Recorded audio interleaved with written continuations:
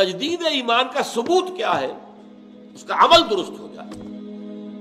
اگر عمل درست نہیں ہو رہا تو پھر یہ توبہ کی تسبیح کرنے سے توبہ نہیں ہوتی۔ استغفر اللہ ربی من کل ذنب واتوب الیہ، 1000 دانے کی تسبیح لے کر بیٹھ جائیے، 1000 مرتبہ اس جملے کی جو ہے تکرار کیجئے، ذکر خدا بندی کا آپ کو ثواب مل جائے گا، توبہ نہیں ہوگی۔ صحیح توبہ کی شرائط 3 ہیں۔ حقوق اللہ کے ضمن میں اگر کوئی کوتاہی ہوئی، اور 4 ہیں اگر حقوق العباد کے ضمن میں کوئی کوتاہی ہوئی۔ سب سے پہلے یہ کہ گناہ پر واقعی حقیقی پشیمانی دل میں ہو کہ یہ میں کیا کر رہا ہوں، یہ پشیمانی کا ہونا لازم۔ نمبر 2، عہد کرنا کہ اب کبھی نہیں کروں گا، چاہے کچھ اس عرصے کے بعد پھر وہ کسی کمزوری یا ایمان کی حالت میں توبہ توڑ بیٹھے، یہ دوسری بات ہے۔ اللہ نے ایسے لوگ بھی پیدا کیے ہیں کہ جن کے اندر بڑا قوی ارادہ ہے، قوت ارادی مضبوط ہے، ایک دفعہ ایک بات طے کی بس اب یہی ہوگا۔ اور ایسے کمزور لوگ بھی ہیں، لاغر لوگ بھی ہیں، قوت ارادی کے اعتبار سے فیصلہ کرتے ہیں لیکن اس پر قائم نہیں رہ سکتے۔ لیکن اس حوالے سے یہ ہے کہ دوبارہ توبہ کریں گے، لیکن جس وقت توبہ کریں گے یہ شرط لازم ہے کہ پورا فیصلہ ہو، یہ ڈٹرمنیشن ہو کہ اب یہ کام دوبارہ نہیں۔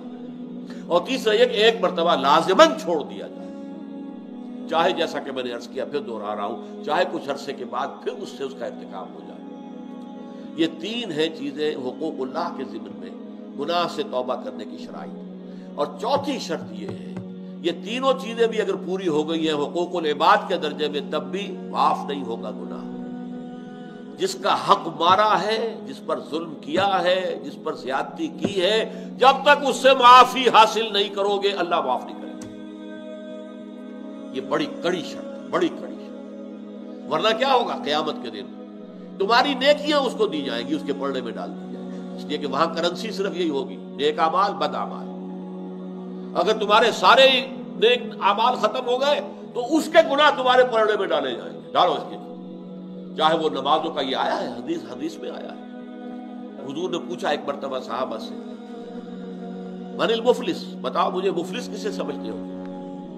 انہوں نے کیا، المفلس عندنا من لا درہم لہ ولا دینار، ہم تو مفلس اس کو سمجھتے ہیں جس کے پاس درہم و دینار نہیں ہے۔ کہا، آپ نے فرمایا نہیں، میرے امت کا مفلس وہ شخص ہوگا جو قیامت کے دن حاضر ہوگا کہ بہت نمازوں کے پڑھ بھر کے لایا ہوا ہے، بہت اس نے روزے رکھے ہیں، بہت حج کیے ہیں، سب کچھ کیا ہے، لیکن اکل مال ھذا، فلاں شخص کا مال ہڑپ کر گیا تھا ناجائز طور سے، وشتم ھذا، فلاں کی جو ہے گالی دے دی تھی، کسی کی یہ غیبت کی تھی، یہ سارے مدعی جمع ہو جائیں گے، کسی کو اس کی نمازیں دے دی جائیں گی، اچھا بھائی یہ نمازیں اس کی تم لے جاؤ، کمپنسیشن تمہاری حق تلفیس نے کی ہے، یہ کمپنسیشن۔ کسی کو روزے دے دیے جائیں گے، کسی کو اس کے حج دے دیے جائیں گے، کچھ نہیں رہے گا۔